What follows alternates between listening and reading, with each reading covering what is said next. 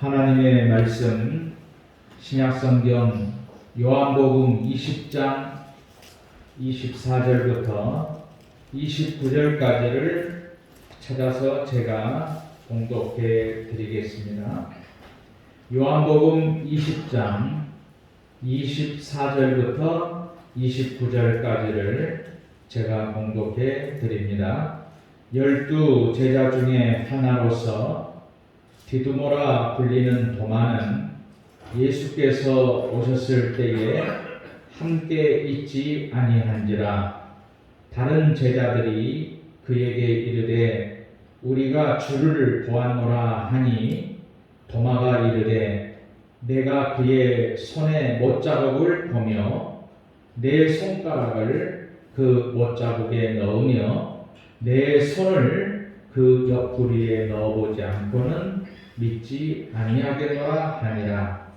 여드레를 지나서 제자들이 다시 집안에 있을 때에 도마도 함께 있고 문들이 닫혔는데 예수께서 오사 가운데 서서 이르시되 너희에게 평강이 있을지어다 하시고 도마에게 이르시되 내 손가락을 이리 내밀어 내 손을 보고 내 손을 내밀어 내 옆구리에 넣어보라.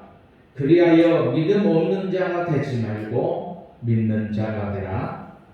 도마가 대답하여 이르되 나의 주님이시오 나의 하나님이시니이다.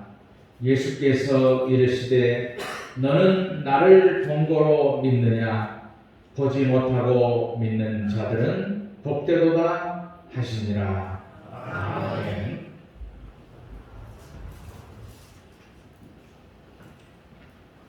믿음의 전제 조건은 무엇입니까?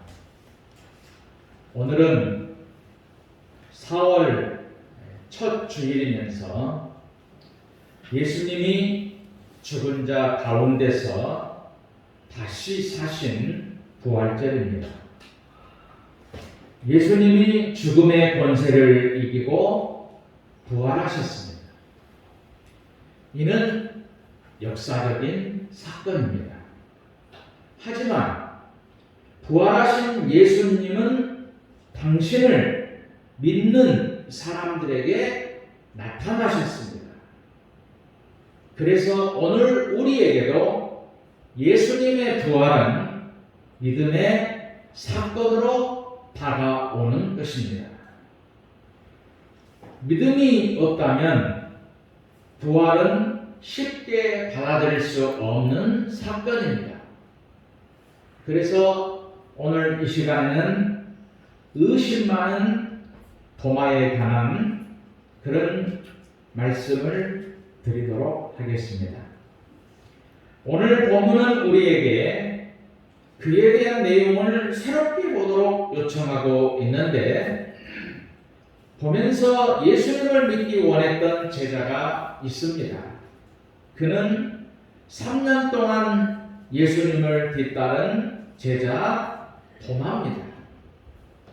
이 도마는 사실 솔직하고 열정적인 사람이었습니다.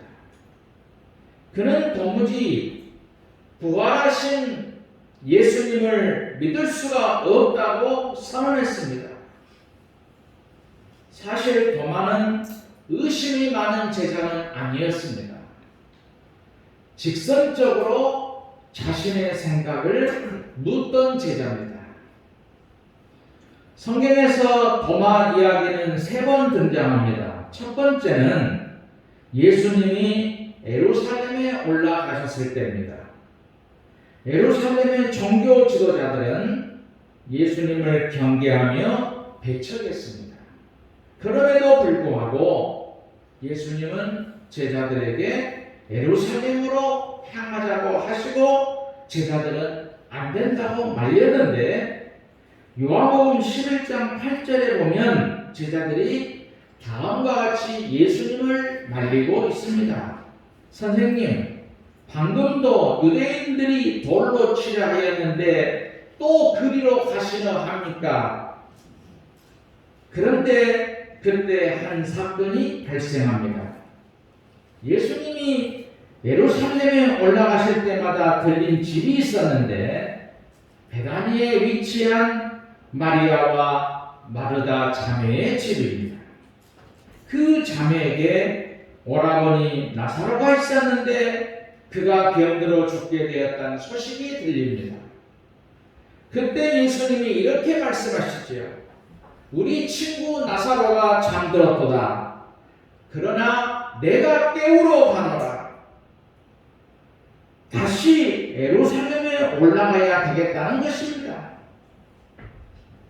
다른 제자들이 절대로 안 된다고 말렸습니다.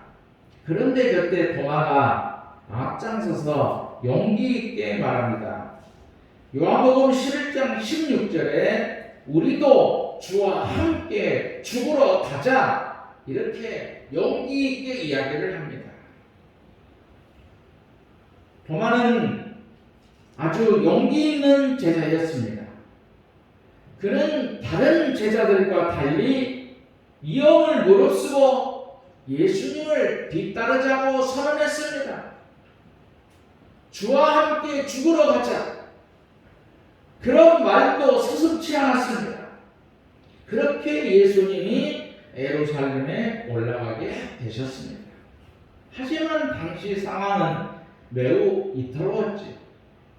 제자들 역시 시간이 갈수록 그 사실을 직감했습니다.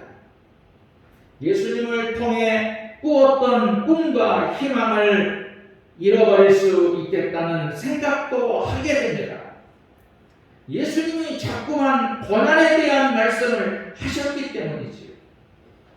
제자들은 근심과 두려움에 사로잡혔습니다. 그때 예수님이 요한복음 14장 1절과 4절에서 이렇게 말씀하십니다. 너희는 마음에 근심하지 말라. 하나님을 믿으니 또 나를 믿으라. 내가 어디로 가는지 그 길을 너희가 아느니라. 제자들을 위로하시면서 동시에 무슨 말씀인지 가늠하기 어려운 말씀을 하신 것입니다. 그때 도마가 이렇게 묻습니다. 요한복음 14장 5절에서 주여 어디로 가시는지 우리가 알지 못하거늘 그 길을 어찌 알겠사옵나이까. 주님 잘 모르겠습니다. 주께서 어디로 가시는지 우리가 어떻게 알겠습니까? 주님이 이제 곧 죽겠다는 말씀인지 살겠다는 말씀인지 우리를 보호하겠다는 말씀인지 버리시겠다는 것인지 도무지 모르겠습니다. 이처럼 도마는 자기 표현을 명백히 하는 사람이었습니다. 단도직입적이었죠.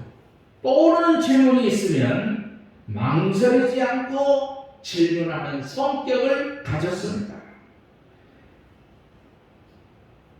그의 이런 질문이 있었기 때문에 우리는 다음과 같은 예수님의 위대한 대답을 들을 수가 있습니다.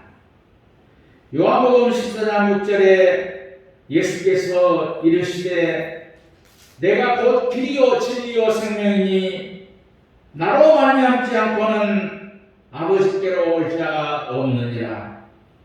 이것이 바로 성경에 나타난 도마의 두 번째 모습입니다. 그리고 마지막 세 번째 사건이 오늘 본문의 말씀입니다. 예수님이 십자가에 달리셨고 이틀 동안 무덤에 갇혀 계셨습니다. 하지만 안식 후 첫날 죽은 자 가운데서 다시 사셨습니다. 그러나 제자들은 여전히 걱정에 빠져 있습니다. 자신들도 예수님처럼 십자가 고난을 당하게 되는 건 아닌지, 유대 지도자들이 고발하진 않을지, 로마 분들이 잡아 가두진 않을지, 그들은 무서워 떨면서 문을 걸어 잠갔습니다. 그때 예수님이 그들을 찾으십니다. 요한복음 20장 19절에 이날 곧 안식일 첫날 저녁때에 제자들이 유대인들을 두려워하여 모인 곳의 문들을 닫았더니 예수께서 오사 가운데 서서 이르시되 너희에게 평강이 있을지어다. 얼마나 그들이 두렵고 불안에 떨었으면 예수님이 그들에게 하신 첫 말씀이 평강이 있을지어다 라는 말씀이었겠습니까? 그러나 그 현장에 도마는 없었습니다. 그 일이 있고 난 후 제자들이 도마에게 그 사건을 말해줍니다. 하지만 도마는 믿지 않습니다. 내가 그분을 직접 만나지 않고는 믿을 수가 없다. 보고 듣고 만질 수 있는 증표를 달라고 요구하는 도마입니다. 이후 8해가 지난 후 도마가 제자들과 함께 모여 있을 때 그때 예수님이 다시 제자들을 찾아오시고 그리고 도마에게 말씀하시지요. 요한복음 20장 27절의 말씀. 도마에게 이르시되 내 손가락을 이리 내밀어 내 손을 보고 내 손을 내밀어 내 옆구리에 넣어보라. 그리하여 믿음 없는 자가 되지 말고 믿는 자가 되라. 이 말씀을 읽으며 우리는 이런 상상을 해봅니다. 과연 도마가 예수님의 옆구리에 손가락을 넣어봤을까? 그렇지 않았을 것 같습니다. 예수님의 말씀 앞에서 그는 더는 부정할 수가 없었습니다. 이미 그의 안에 신앙이 형성되어 있었습니다. 이후 그가 바로 고백하지요. 28절에 도마가 대답하여 이르되 나의 주님이시요 나의 하나님이십니다. 그러자 예수님도 말씀하십니다. 너는 나를 본고로 믿느냐? 보지 못하고 믿는 자들은 복되도다 하십니다. 이 말씀은 오늘날에도 유효합니다. 도마처럼 의심하며 예수님이 정말 부활하셨을까? 다시 살아난 걸까라고 질문하는 오늘 우리를 향해서 하시는 말씀이죠. 보지 않고 믿는 사람이 참으로 복되었다라는 말입니다. 이처럼 부활은 믿음을 통해서 접근할 수 있습니다. 그러나 우리의 의심에는 3가지가 있습니다. 먼저 믿음을 거부하려는 의심이 있습니다. 그것은 바람직 않기 때문에 빨리 버릴수록 좋습니다. 또한 정말 바르게 믿기 위해 의심하는 경우가 있습니다.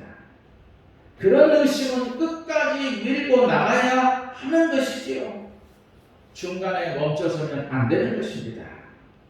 답이 나올 때까지 계속 의심해 보아야 됩니다. 마지막 3번째 의심이 있는데 믿으면서 동시에 더 큰 믿음을 얻기 위해 의심하는 것입니다. 의심하면서 말씀을 읽어보는 것이죠. 기도하면서 의심해 보는 것입니다.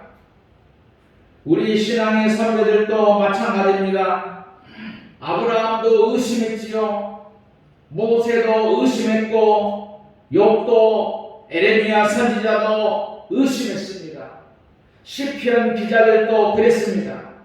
베드로와 바울도 의심하며 살아계신 하나님을 만났고 믿음의 자리에 들어갔었습니다. 기도하는 의심이란 더 큰 믿음을 위한 디딤돌이라고 말할 수 있습니다. 의심하면서 하나님을 바라보는 것입니다. 의심하면서 하나님의 말씀을 읽고 신뢰하는 믿음으로 나아가는 것입니다.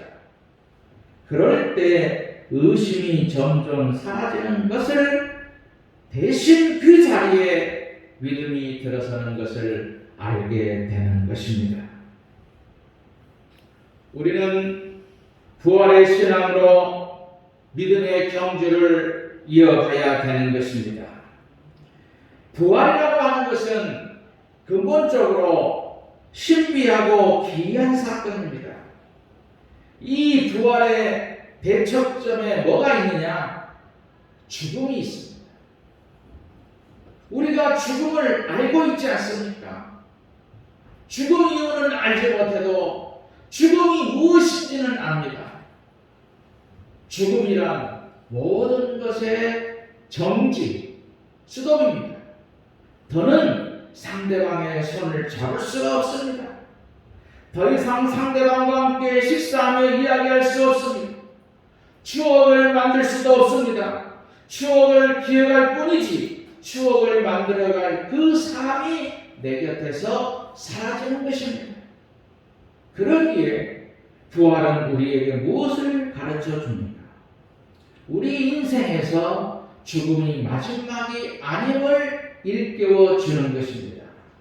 죽음보다 더 큰 세계, 신비의 세계, 죽음을 꿰뚫는 생명의 세계가 있음을 우리에게 알려주는 것입니다. 십자가는 우리에게 다음과 같은 진리를 알려주고 있습니다. 내가 슬픔을 이기려면 더 큰 슬픔인 예수님의 십자가 앞에 서라.